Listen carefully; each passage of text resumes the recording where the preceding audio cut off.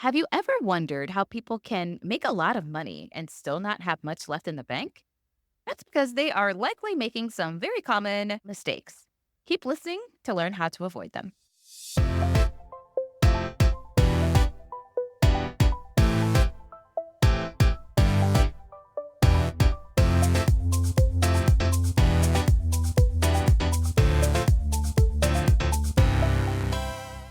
Hello, and welcome to the Wealth Minded MD podcast with your money best friends. I'm Dr. Alicia Taylor. And I'm Dr. Brittany Halford. Of course, we're here to help you build wealth and make good money decisions so you can create the life you desire with more control over your time. Hey, Alicia, one of the most important financial tasks we do as doctors is protect ourselves, which means getting the right insurance. I recall purchasing my insurance policy just a few days before I graduated from residency. What was your experience? So I got my insurance when I graduated from medical school right before I started residency. I actually called a few agents, but I had the best service from Pradeep Auto at PKA Insurance Group. He was super responsive and personable. Unlike some of the other agents, Pradeep actually got me quotes from all the major companies and actually took the time to explain the nuances in each of their policies. What I loved most is that he wasn't just this way for me. Whenever I would send one of my friends to him, he would not only speak to them, but he'd also let them know where to go or who to contact if there were better options or discounts available. At PKA Insurance Group, Pradeep Auto and Matthew Peterson are independent brokers focusing on disability and life insurance. They excel in securing coverage for physicians and other medical professionals. Discounts on disability insurance can range from 10 to 40% depending on your situation. And there is now an A+ rated carrier offering up to $10 million of life insurance without lapse. If you are very healthy with limited to no medical issues, approval is likely in 5 minutes. Reach out to PKA Insurance to discuss your disability or life insurance needs at www.pkainsurance.com or call 1-800-258-1018. All right, Brittany, what is going over there for you in Boston?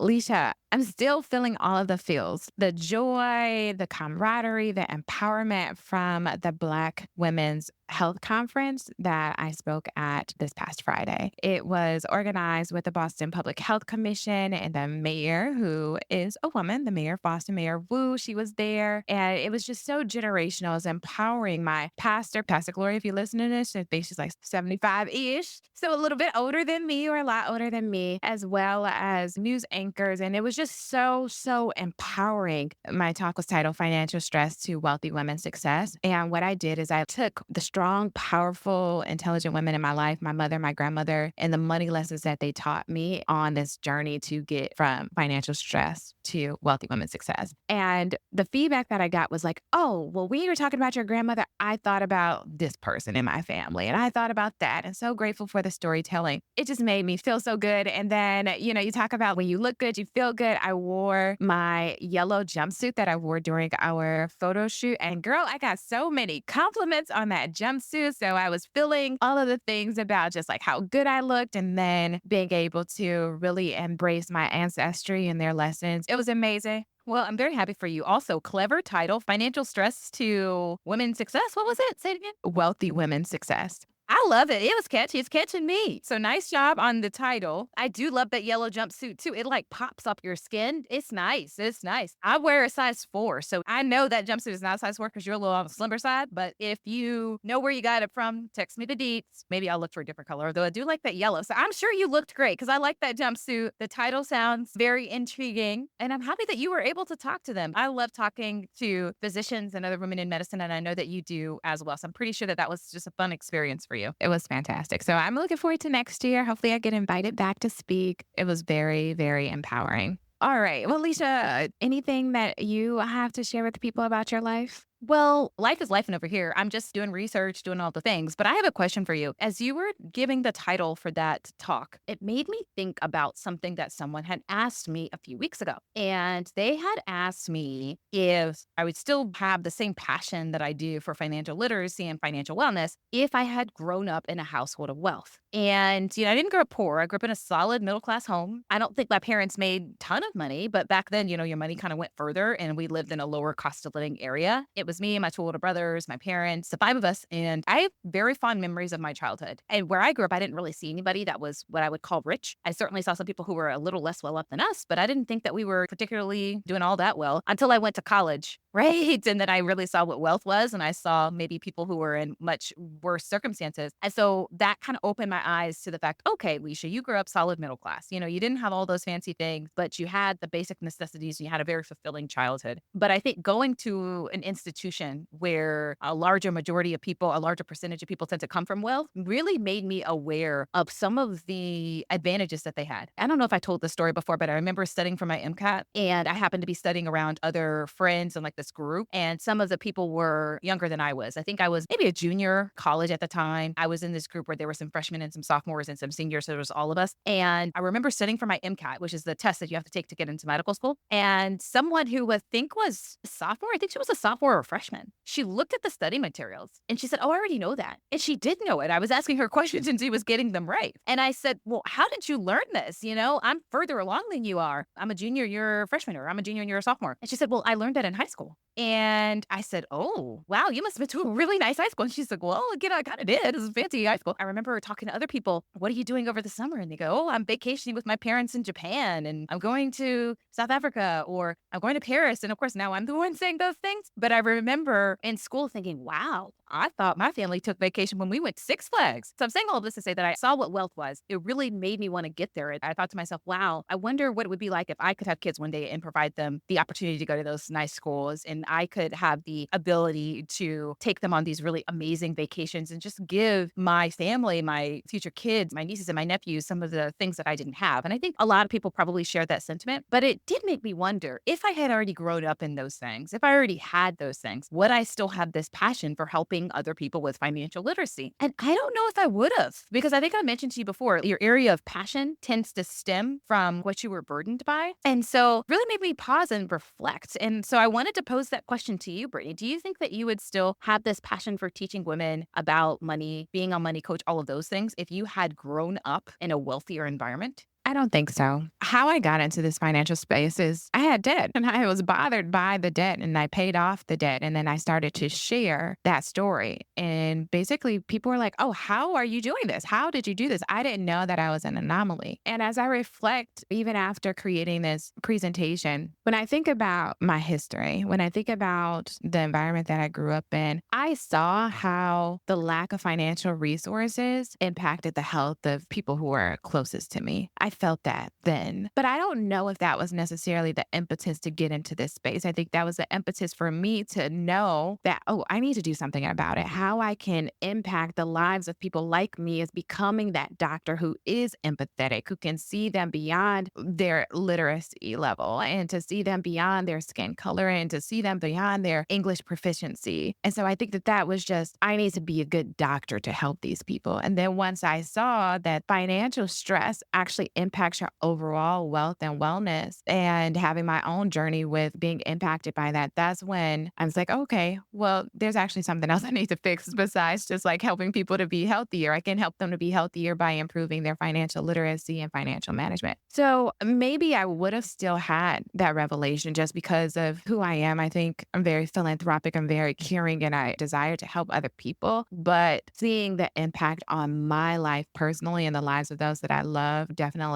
imprinted in my brain. Well, I was just curious. It's interesting how our upbringing and the things that we go through in childhood and the things that we absorb and observe can really lay the foundation for what ends up being some of the things that we're passionate about. I heard this thing one time that I'll never forget. Someone was talking to me and they said, Leisha, there's work and then there's your life's work. There's the work that you do to earn a paycheck to support your family. And there's nothing wrong with that. But some people are fortunate in life that they actually have the ability to have their life's work, to do something that they're incredibly passionate about that is able to impact people that they would never have dreamed of before. And for a lot of people, the work, the thing that they get paid for, paid to do, and their life's work, the thing that they are most passionate about that has a huge impact, those things are the same thing. And for a lot of people, being a physician may be that. But I know for me, I love being a doctor, but I also love helping people with finance. There are days that I wonder, is the finance part my life's work? Is that the thing that I feel like has the biggest kind of influence? And so things are going smoothly over here for me, but it was just some time for some reflection. So I thought I would bring that up. Yeah, no, thank you. I mean, that's deep. That's deep. I love that quote. it just charges us to always do the self-reflection because our life's work or the revelation of that might change as you go throughout your life and you evolve and who you are as a person. And so I think it's really important that we give ourselves permission to pursue various forms of that life's work because it all comes together. And it was a very wise woman who helped me to realize how the work that I'm doing is all coming together for my purpose. So thank you, Leisha, for being that wise person on this podcast and helping us to have that reflection. As physicians, one of the most important things that we can do is make sure that we secure our income because a lot of our financial plans are contingent on our high doctor income. One of the things that you will need to do is make sure that you get long-term disability insurance. Now, Pradeep and his team at PKA Insurance Group have a reputation for putting people over profits and always doing what's best. Do not hesitate to email PKA Insurance and his team today. They will help you get the insurance you need with the service you deserve. All right. So let's talk about these wealth killers. Yes, let's talk about the wealth killers. As we try to pursue our life's work, we need to make sure how we can keep more of our hard-earned money and earn and build wealth. I know for some people, you're like, okay, well, where's the money? You make in more money than you have, and you're like, where did it go? And so let's help our people out today. Let's talk about some of these wealth killers. All right. Well, Leisha, I remember when we came up with this topic, I was like in the shower and I'm so happy that I shared this idea with you and you took it and ran with it. Because honestly, I feel like sometimes I can lose sight of just the small behavioral things that we're doing that have lasting impact, whether positive or negative, on our bank accounts. So let us conceptualize this of like, what are some of these mistakes that you see people making time and time again that are equating to a huge dollar sign? Yeah, so I think one of the top wealth killers, number one on my list, is spending more than you make. And I know that seems so basic, right? It was so funny. I was talking to a financial advisor and he was lamenting, he was talking about doctors and how we don't have as much wealth and blah, blah, blah, given how much we make. And he says, some of y'all doctors, y'all spend a lot. I said, well, we like nice things. Ain't nothing wrong with liking things nice. But of course, I knew where he was coming from. And I was talking to him and I said, well, I think an element of this is delayed gratification. We have denied ourselves some of the things that we really desire for so long that when we finally get the money to be able to afford it, it's hard to continue to deny ourselves. And so I think a lot of doctors fall into this trap where instead of gradually increasing your lifestyle, we instantly inflate our lifestyle when our incomes go up. And of course, it is harder to cut back than it is to scale up. And so once you've already gotten accustomed to a certain lifestyle and spending a certain amount of money, it is really, really hard to cut back. But I find that a lot of physicians, as soon as they become attendings or shortly thereafter, if they've got kids or sending them to private school or fancy daycares, they're buying and upgrading their cars. They are buying a new fancy home. They're taking some international vacations. And before you know it, they become accustomed to a very expensive lifestyle. And because of that, maybe they don't have as much left over to save and to invest. And so I think that that's one of the top wealth killers for a lot of physicians is although you make a lot, you also may be spending a lot. And when you think about this, though, I think it definitely comes from that delayed gratification. And I also think that it comes from us being susceptible to this external perception. I don't know if I've shared this on the podcast or not. I definitely shared it during the Black Women's Health Conference. I was complaining about my phone or comparing phones with someone as far as like taking a picture and like what version of phone they had versus I. And this woman at my church, she's like, Dr. Halford, you mean to tell me that you can't buy yourself a new phone? Because my phone is like 5 years old. And I was like, you're about to learn something about me today. I'm like, I do not care about what people think about me, what they say that a doctor should have or shouldn't have. Oftentimes we feel like, I'm a doctor. I've achieved so much academically. I've worked so hard for this. This is an expectation that people are going to have of me. What does this communicate if I pull up in a 20-year-old Saturn Ion, yes, that's my car, about me and how much I earn or how I manage my money, etc. So I think sometimes that the professional label that maybe one of the reasons why we pursued being a physician also manifest in what we think should be a status. And a status symbol could be our car or the home or with some of the vacations that we take, etc. So all of this to say is that we want you to focus on what matters to you and to make sure that you spend within your means.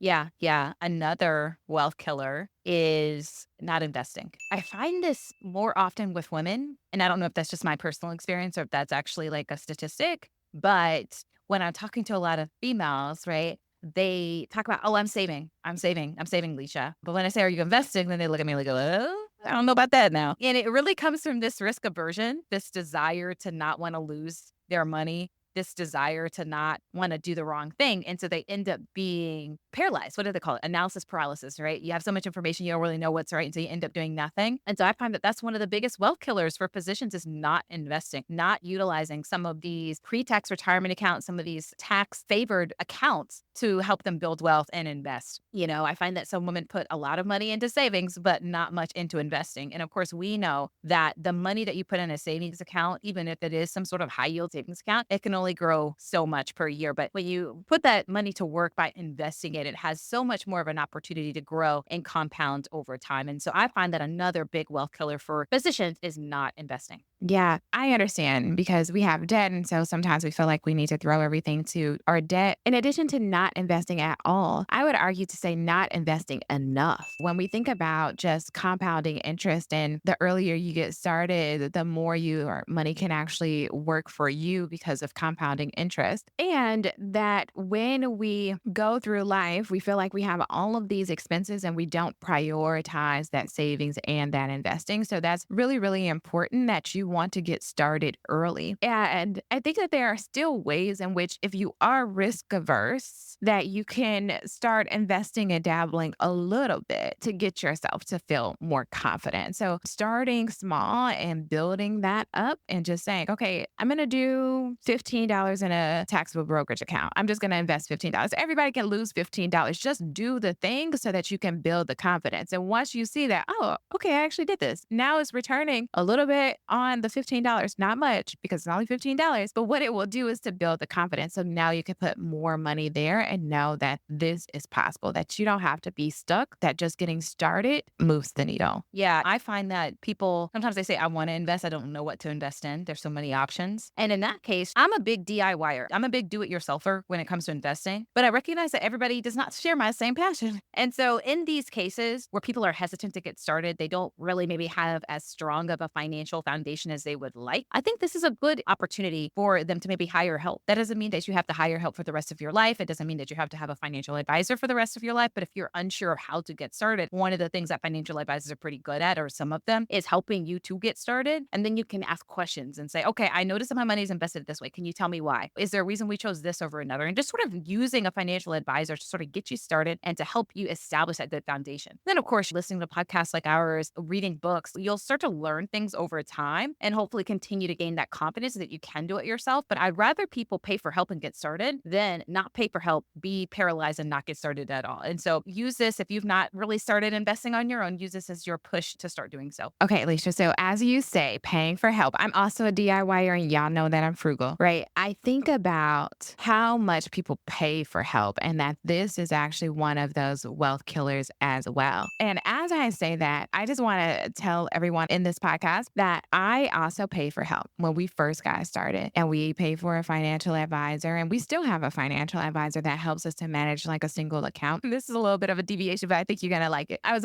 on a call with a financial advisor to talk about my husband's cash balance plan. And I was like, okay, can you show me what is the asset allocation? And he had like, I don't know, it's like 10 funds. I mean, this is not a lot of money and it's supposed to be a conservative return about 3 to 5%. So why are you making this thing so complicated? And I asked him, I said, well, what are the net expenses of those assets? And he's like, oh, no one has ever asked me that question. Hold on, I have to get back to you because you pay for advisors. They invest your money in these broadly diversified, sometimes unnecessary mutual funds that have high expenses. And then you pay them on top of that assets under management. And so you're paying all of these fees. And over time, the accumulation of those fees decreases your returns. So I know you're a DIYer. I don't know if you've ever worked with a financial advisor before. We can actually talk about like how to work with a financial advisor because I got more to tell y'all about that conversation. My gosh, it's so funny. So funny, Alicia. You're going to love it. But that's one of the things that I've really keyed into. And I think because physicians have focused only on medicine and have deferred using money and investing and practicing, we're just like, oh, this is for somebody else. We'll just pay the experts, not really recognizing how much we're paying over time.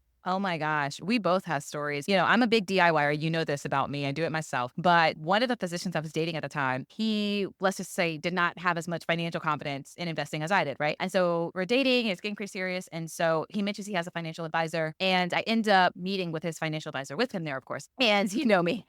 I was just like, okay, let's just start from the beginning. What are the different accounts? How much money's in the account? What are they invested in? Just like some basic kind of questions, right? And I, similar to you, was asking about, okay, yeah, I never like to assume malice. And so I'm trying to be better. And I'm saying, okay, is there a reason we're invested in 20 funds instead of 5? Is there a reason what we've chosen this fund with an expense ratio that's 3 times as high as this other fund? Because I'm open to ideas. I'm open to suggestions. You're a financial advisor. I'm not. So teach me. But if you can explain to me why you've got this money invested in 20 different funds instead of 5, I've got a real issue with that. If you don't know the expense ratios, I have an issue with that because that means that you don't understand all of the different fees that I'm paying. And that's problematic. And at that time, it wasn't even my money. And y'all can see me already starting to go ham. I'm like, I haven't married this guy. This isn't my money. Imagine if it was, then we really have some issues. But I don't like knowing that people are getting taken advantage of. And so I've been in meetings with financial advisors, not only people that I'm dating, but also my friends. They're like, Leisha, I need you to come along. It's kind of like me bringing my dad along whenever my car needs work because I don't trust the mechanics to tell me the right thing. They always say things need to be fixed and they don't really need to be fixed. And so it's kind of like that was my friend. They just bring me along, say, Leisha, let me know if they're making sense or not making sense. And so I hear you. And that sometimes diversification can be good, but sometimes they just got your money invested in too many things and it's too many expenses. And as you mentioned, a lot of times you're paying an assets under management fee. And I found that some of my friends who have financial advisors, they have no clue how much they're paying. I say, do you know the dollar amount that you paid that financial advisor? And they go, oh, the advice is free. And I go, do you think that they're volunteering on your behalf? Are they running a charity? Because I don't think they are. Sometimes I'll say it that way, but that's the sentiment. Of course, they're like, okay, it's not a charity. Okay, so do you think they're working for free? No. So we need to find out how much you're paying them because, girl, you're paying them. And what happens with this assets under management, the fee that they get is taken out of the investment. And so because you yourself are not writing a check, sometimes it can make you believe that you're actually not paying for advice. But it's funny because I've been with some of my closer friends and I said, let's crunch the numbers. If you're paying a 1% assets under management fee and you're investing $30,000 a year for the next 30 years of your life, let's just see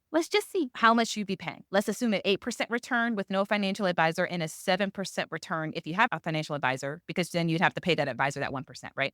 So let's just take a 1% difference over 30 years. And it's like, girl, you realize this is over $500,000. That's a lot. I was like, I think your financial advisor might be great. I'm sure they're a nice person, but do you want to pay them $500,000? And she's looking at me with her eyes big. And I'm like, girl, I think one of the best side gigs that you can have is learning how to manage your own money because clearly this is going to pay off. This could save you $500,000. And that's not to discourage people from paying for help. I don't think there's anything wrong with paying for good advice. But our thing here is one of the top wealth killers is probably paying too much for help. And in order to know if you're paying too much, you got to know what you're paying. Because some people are okay with that 1% fee. And they say, well, I still got a lot left over and they helped me get my portfolio to this amount that I never would have gotten on my own. Okay, fair. You've made that judgment call. But at least now you're informed and you know how much you're paying. And what I find is a lot of people are not informed and they do not know how much they're paying. And they assume they're paying very little when in actuality, they're paying a lot. And so that was like my long tangent for me saying, Brittany, I agree with you. Paying too much for help is also one of the top wealth killers.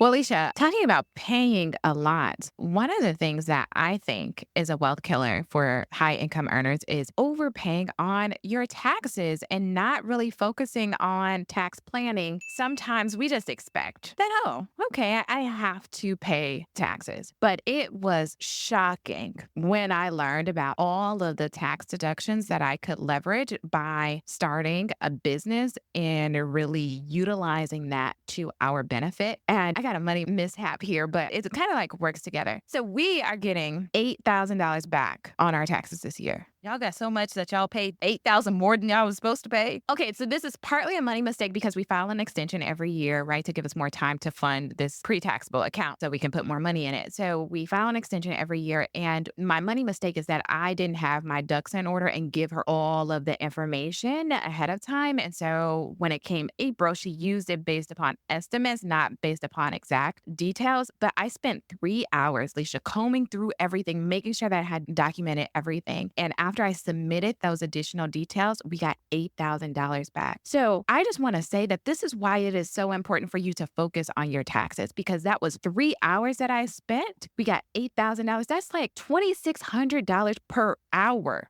that I just gave myself in a bonus. Ain't nobody paying me at that rate. So I think sometimes we just feel like we have to pay this. But really, if you spent some time, as you talked about, learning how to manage your own money so that you're not paying an advisor, but also learning how to tax plan so that you're not paying or overpaying the IRS. Yeah. Man, that's a big one because I think people have this assumption of like, okay, we must pay taxes. So whatever they say I owe, I owe. And what you're not realizing is that if you don't take advantage of certain deductions and incentives that you could take advantage of, no one is obligated to let you know that you left money on the table. No one is obligated to say, hey, Dr. Halford, if you use this thing instead of that thing, if you do this instead of that, you're going to save $20,000 on your taxes. Like no one is obligated to tell you this information. And if you don't know the information, then you end up paying way more than you could have. And so this is a great example of a wealth killer in that you're paying too much in taxes when you could be keeping more of that money and using that to build wealth. And so use that as a plug to pay more attention to your taxes to try to reduce your largest expense, which for many of us is the amount that we pay in taxes. You know, Brittany, I'm going to keep along the investing tip and say another top wealth killer that I see is taking too much risk with investing. People are like, okay, Leisha, I'm trying to build wealth as quick as I can. My friend's got this business idea. I think it's going to hit. I heard about Bitcoin. I think it's going to hit. I read about this thing. It sounded good. You know, I remember I was dating some guy at the time and he said, Leisha, I want to know what you think. And I said, are you sure? And he said, yeah, I want to know what you think. I said, okay, now. So he's telling me, oh, you know, one of my buddies, you know, is investing some real estate overseas. And he said it's about 50,000 investments going to blow. And I said, he obviously gave you a little bit more detail. But I was like, so I think that if I were in your position, I'd probably make a different decision. I'm trying to say this in a very nice way. And the crux of it was, it's too much risk. It's too much risk. I think sometimes we try to hit it big and we end up taking too much risk. You know, I heard something one time from someone that says, once you've won the game, stop playing. And I think for physicians, a lot of us are in a prime position to win the game. We're up ahead. There's 2 minutes left. We up by 20 and we just got to keep it going. We just got to protect the ball, protect the ball. You know, this is me being a sports person, right? And some people, 2 minutes left, they're just turning over the ball. They're dribbling loosely. People are stealing it from them. And it's just like, all you got to do is protect the ball. And for a lot of physicians, you're about to win the game. You're about to win the game because you make multiple six figures a year. You're about to win the game because you have access to pre-tax retirement accounts that you have the ability to max out. You're about to win the game because all you got to do is invest in index mutual funds for the next 10, 20, 30 years, and you're going to be a multimillionaire. But instead of winning the game when we're already up ahead, some of us take risks we don't have to take. We say, oh, I'm going to invest 100,000 in Bitcoin because I want to get wealthy sooner. Oh, I'm going to put $50,000 in this real estate syndication that I don't understand because I'm going to get wealth sooner. Oh, I'm going to do this other thing or do that other thing. Don't take risk you don't have to take. When you won the game, stop playing. And a lot of us are ahead. Like I said, the game's on the line. You don't have to take unnecessary risk. And so if you just invest your money conservatively in some index mutual funds, total stock market index fund, things like that, you're going to be just fine. So one of the top wealth killers, as I mentioned, is taking too much risk with investing. And a way to avoid that is to do the opposite. You know, invest your money conservatively in some index mutual funds. You'll be totally fine. Okay, so going along the lines of the risk, one of the things that I think physicians take on too much risk, or one of the ways physicians take on too much risk, is that we don't have the proper insurance to protect our income. We don't have the proper insurance to protect our family. And when I think about this, Leisha, I can acutely recall sitting at one of our friends' houses. The kids were running around, having the time of their lives. We're talking flippantly, and somehow, money always is a topic of conversation for me. And I mentioned disability insurance. They're like, oh, we don't have that. And they have 2 children. And I said, life insurance. They're like, oh, we don't have that. Or, oh, we have the disability insurance with our employer. We have the little bit of life insurance with our employer. And somehow we don't see or know that that can be insufficient, right? And the greatest gift that we can give to ourselves in alleviating the burden of managing it all is to know that our income is protected, to know that our family is protected if something were to happen. And it is just imperative that if you have not listened to our episode with Pradeep Otto from PKA Insurance Group, to go back and listen to that episode to make sure that you have a true own occupation disability insurance policy with an independent broker, to make sure that you have the right life insurance. And I just want to speak to how great Pradeep is. Leisha, oh my gosh, thank you for putting me on. He saved me $1,000 a year on our life insurance. insurance policy on mine individually. I reshopped it with him. And so just think about, I was overpaying on life insurance. Yes, I had the protection. Thankfully, I had that, but then I was overpaying on it. And now I can put that money towards something else. So just making sure you have the right insurance, making sure you have a good insurance agent who's shopping the policies and has your best interests at heart, and making sure that everything that you value, your income, your family, is protected. Yeah, yeah. I know that we have talked in prior episodes about one of the wealth killers for a lot of women specifically is not negotiating at their job, not negotiating their compensation. But I would venture to say, even on the other end of the spectrum, another wealth killer, along with not negotiating while you are working, is burning out in medicine because that can keep you from working. When I'm talking to medical students all the time, and sometimes I'll ask them, do you have an idea of what you want to specialize in, right? And I can see them toying in their mind between a specialty that they love versus one that they know pays well. And the advice that I always give is, hey, if you love two specialties equally, then sure, choose the one that pays more. That makes sense to me. But if you love one more than you love the other, then maybe you really should give that some more weight because you know what? Even though one specialty may pay more than the other, if you burn out of that specialty because you don't like it, if you burn out of that specialty because you're spending years in training doing something that you do not like, if you burn out in medicine because the specialty is too demanding or whatever it is, then that's obviously a wealth killer. Physicians make so much money, multiple six figures a year when you become an attending. And so the best job is the one you're going to stay in. The best career is the one you're going to stay in. And so you want to make sure that you're choosing wisely and doing everything that you can to prevent yourself from burning out. And that may mean taking some time off, utilizing your vacation days, renegotiating your schedule so you have more flexibility. Maybe it does mean taking a slight pay cut to work at a job that's more enjoyable for you than working at this very stressful, high productive job that you're going to burn out from. And so you really got to take those things into account and recognize that one of the biggest wealth killers is you not working as a physician long term. And so you got to do everything that you can to try to mitigate that. And maybe that means working part time. Maybe that means taking a different job. Maybe that means changing your work schedule, but doing what you can to protect yourself in this career. All right. This really resonates with me because I've made a lot of these mistakes. And if you are someone like, I need to look at my insurance or how much am I paying my financial advisor, just know that Brittany has been there. And what we want to encourage you to do is to not pinpoint the finger at you of all of the things that you're doing wrong, but to highlight how if you're alive and you're well, there's an opportunity for you to do better. So just choose one of these and say, okay, in the next month, I'm going to talk to my financial advisor to figure out how much I'm paying them, or I'm going to look at my insurance to make sure I'm covered and that I have the right insurance. So, Alicia, we talked about wealth killers. I think now it's time for us to talk about just fun money because I love our fun money segment and I also love just what you're doing with your money. So tell the people, how are you spending your money to generate a little bit more joy in your life? Well, right now I'm trying to use my money to generate a little bit more energy because, man, I have been a little tired and fatigued. Probably got too much going on. And so I'm trying to be more diligent with the foods that I eat. For anybody who saw me at Chick-fil-A today was a day off. But besides today, I'm trying to do better and pay more attention to the foods that I'm putting in my body and making sure that I am fueling my body. And this is really hitting home because I'm talking to my athletes about, are we fueling our bodies correctly? Step one is, are we eating enough calories? Step two is, are we eating the right kind of calories at the right times to optimize performance, prevent injury, that sort of thing. And so I'm really trying to pay more attention to that. And so I've been utilizing my money to buy more protein shakes. I don't know if I mentioned this, but I gave all my athletes smart scales where you step on the scale, it tells you your body fat percentage, it tells you your muscle mass and all of that. And when I stepped on my own scale, I was surprised to learn that my protein was not up to par, that I was low on protein. And so I've been making a conscientious effort to have more protein in my diet. And it's hard for me to just eat meat all day. And so I've been trying to get some protein shakes, protein powder, that sort of thing. And so that's one way I'm fueling my body, spending money. The other one is buying more fresh fruit. Brittany, did you know fresh fruit was as expensive as it is? Because every time I go to the grocery store, I'm thinking $7 for some berries. This is going to last me 2 days. It really does cost to eat healthy. Man, I'm sure you deal with this all the time because you've got young kids and I'm sure love fruit, but good Lord. Every time I'm in the grocery store, I'm not poor by any means, but it does make me take a second look. Anyway, I'm trying to do a better job cooking more things at home, fresher ingredients, more fruits, more vegetables, trying to get a little bit more protein, up my protein intake. So those are some things that I'm doing with my money. That's not exactly the funnest thing, but I'm trying to be healthier, which I'm hoping will give me more energy.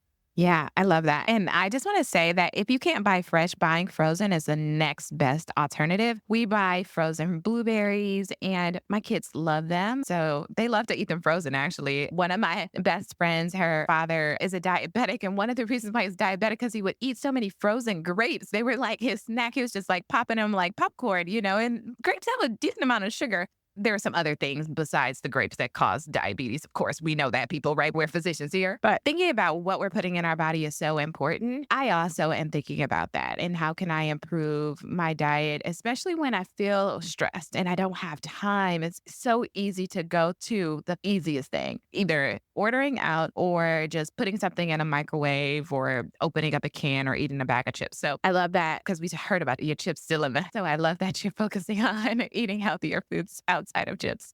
All right. So fun money for me is I'm spending that $8,000. It is so amazing how God works. I'm a woman of faith and I sit with my husband sometimes. And because I have all the numbers in my head, I'm like, I need just an hour of your time so I can tell you about all the financial commitments that we still have for the rest of the year. We can review the numbers. I'm sure he's thrilled to have that conversation. Never thrilled, but we have gone to his office where there's a big whiteboard. If you all follow me on social media, I have like a snippet of this in an Instagram reel. And I literally am like writing all the things. How much we have in our retirement accounts, how much we have in our bank accounts, what does the income look like, what are some of our expenses and like the big financial commitments. So I like to get his attention on a clear whiteboard and get his involvement. Here, please take this dry erase marker, write some things on this board, husband. Let me take a picture so I can remember this. Nonetheless, one of the financial commitments was we are taking a cruise vacation that I think I mentioned in a previous episode with the family. And so we have to pay off that vacation. Of course, because this is a vacation and we work so hard, my husband wanted to do it in luxury. So it's a decent amount that we have to pay. And it's a little bit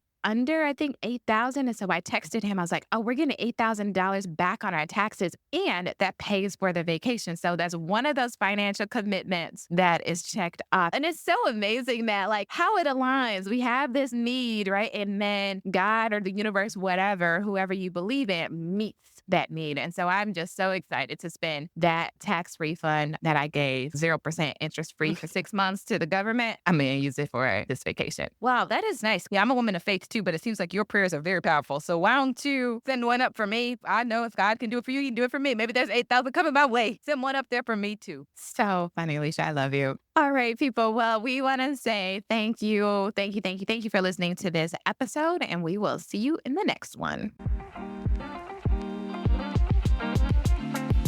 Hello, and thank you for listening to our podcast. And because of that, we have something for you, our Wealthy Minds Blueprint. Have you ever thought to yourself, I wish I could be better with money? Do you want to start investing and saving for retirement, but keep delaying because you don't know where to start? Our Wealthy Minds Blueprint is here to help. This guide will teach you what you didn't learn in your training so you can stop being confused about money and start taking what we call wealthy-minded action. We'll help you become a master of your finances and simplify investing so you can get started today. Take control of your financial future by downloading your free copy of the Wealthy Minds Blueprint now and start building the wealth you deserve. Hello, everybody. It's me, Brooke. I'm recording a little disclaimer for my mommy, Dr. Brittany Halford, and her friend, Dr. Lisa Taylor. Just so you know, they're not financial advisors, tax professionals, lawyers, or financial planners. Everything you hear is for education and entertainment. It's not strict financial advice, you know. So use your best judgment, chat with a tax professional, and all those other people that you need to talk to. Thanks for tuning in today. Keep cruising on your journey to wealth and wellness. Bye-bye. One of the most important things you can do is ensure you have long-term disability insurance. Long-term disability insurance secures your income if the unexpected happens and you are unable to work due to medical illness, chronic conditions, or an accident. Unfortunately, all insurance agents aren't created equal. Some of them are so focused on making a sale that they fail to reveal certain necessary information, tell you about discounts available, or clearly explain the process. Pradeep Botto and his team at PKA Insurance Group are different. They have a reputation of putting people over profits and always doing what's best. If you need life insurance or disability insurance, reach out to Pradeep and his team today. They will help you get the insurance you need with the service you deserve.